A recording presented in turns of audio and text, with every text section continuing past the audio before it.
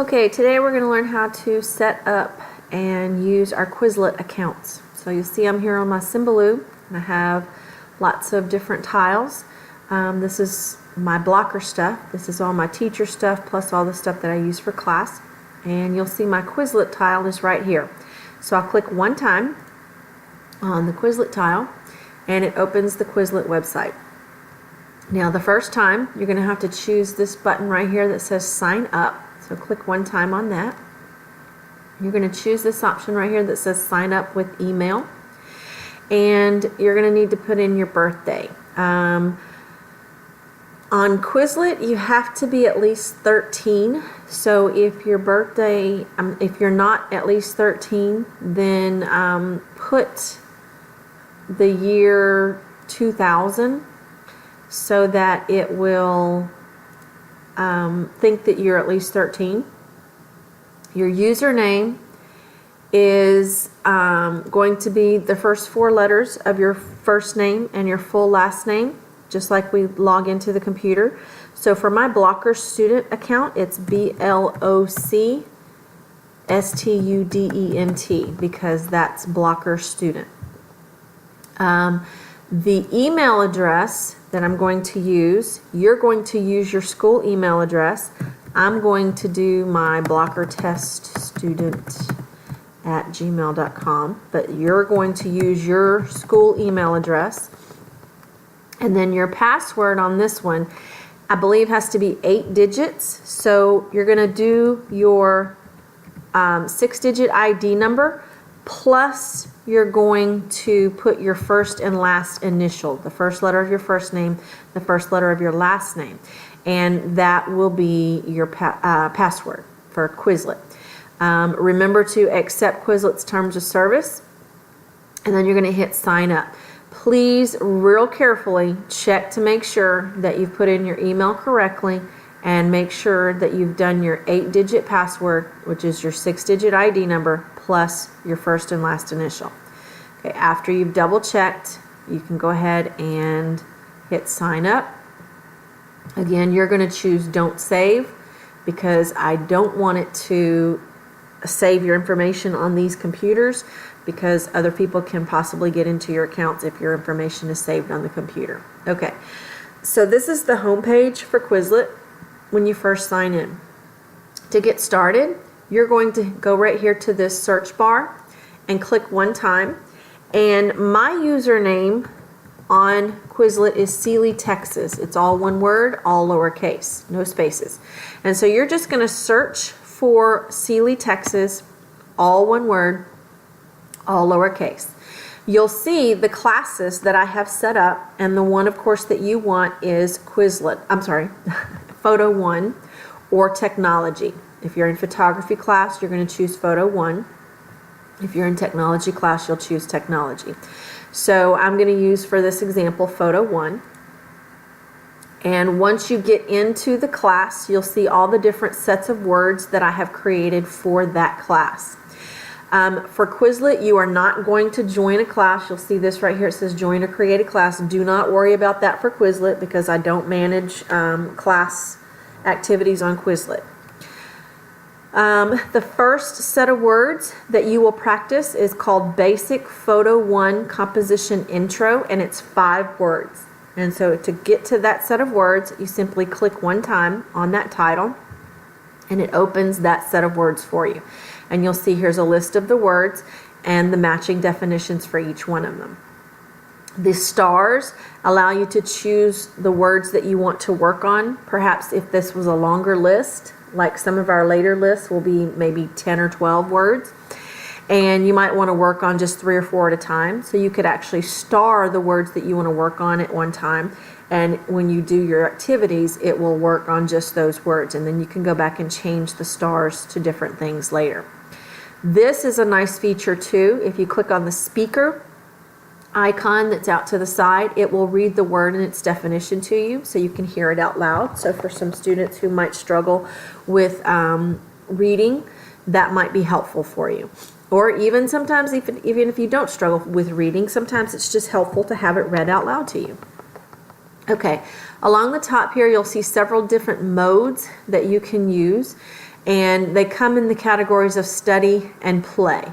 So study is going to be flashcards, learning, and spelling. And then there's a test, and then the play there are 2 games that you can play called Match and Gravity, and we'll talk about those in just a minute. Let's start off with flashcards. And you'll see this is just what we're typically used to looking at when we look at flashcards. It's just the definition on one side, and if you click right here to flip, it flips over to the word on the other side. And you can choose whether it starts with the word or the definition.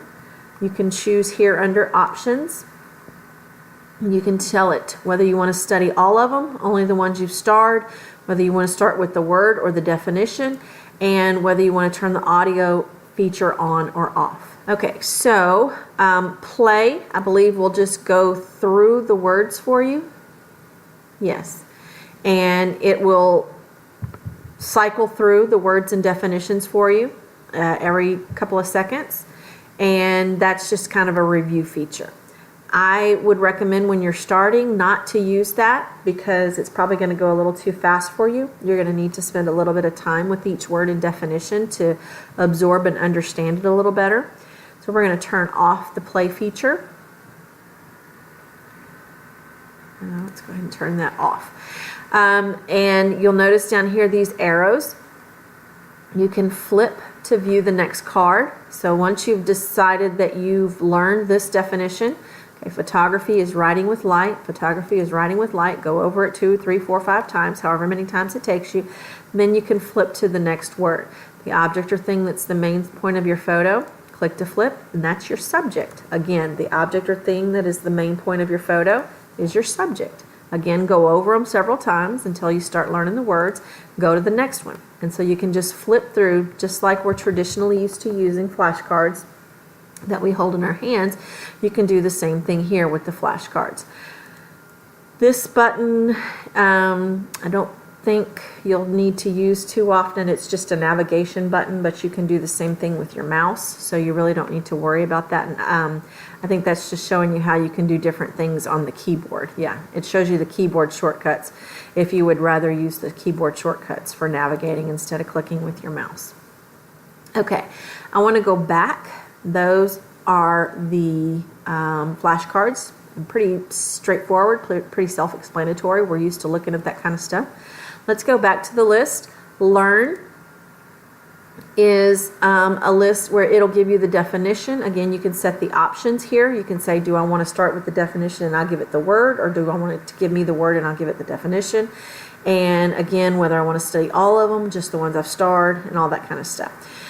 So here it's giving me a definition and it's asking me to type the answer here. Now this would be after you've practiced with the flashcards a little bit. You'd move on to the learn activity, and you can start quizzing yourself basically on whether you've picked up on the words correctly. So you type in the word that you think is correct, and if it's correct it tells you good, you did a great job, and press any key to continue. Now I'm going to get this one wrong just on purpose so we can see what happens when I do it wrong. It says incorrect. It tells you the definition. This is what you said. The correct answer was this. And so we're going to press any key to continue, and it'll move on to the next one. And you can keep going through this, and you'll see right here it has your statistics listed for you, so you can see how many are left, how many you've done correctly and incorrectly. Okay, so let's go back. And let's look at spell. Spell is where you're going to have your headphones, I believe, and it's going to read for you, and you're going to type what you hear. Subject. So it tells you the name that matches that definition, and you will type in the name that it reads out loud to you. Okay? How do we move to the next part? I'm sorry, I'm not totally familiar with this because I haven't played this. This is a new activity that I haven't played with before. Let's see. Oh, I hit the enter key. Okay, I hit the enter key to move to the next one. So writing with light, it tells me is photography. And make sure you spell it correctly. That is important. And then hit enter. Composition. Okay, and so it's going to give me the next one, and we can go through all of them. Focal point. Simplicity. All right, I got all of them right that time. So once again, just a quick way, a different way to practice. It has lots of different activities, lots of different ways that you can practice the words to try to help different people who have different learning styles. Some people learn better one way and other people learn better a different way. So pick whichever one, or you can use all of them. They're all good ways to study. Test, once you feel like you know the words pretty well, you can click the test button.